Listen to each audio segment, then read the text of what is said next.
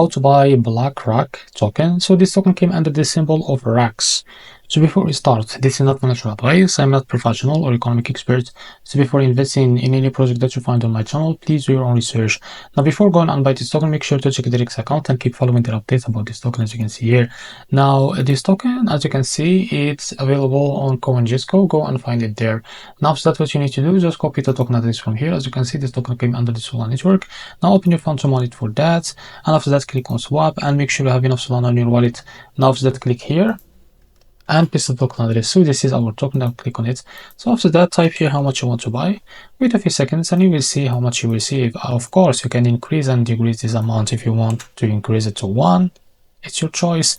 Now this is how much you will receive, and after that select the provider. For example, I will use the Jupiter, and make sure to read all of that information here, and after that click on swap and you will be redirected to the Jupiter provider page to be able to buy this token. Now if you face any issue after that, go back to this page, switch the slip hash from here or custom it, and you will be able after that to buy this token without any issue. So this is how to buy a RACKS token. If you found this video helpful, please like and subscribe. See you in the next video.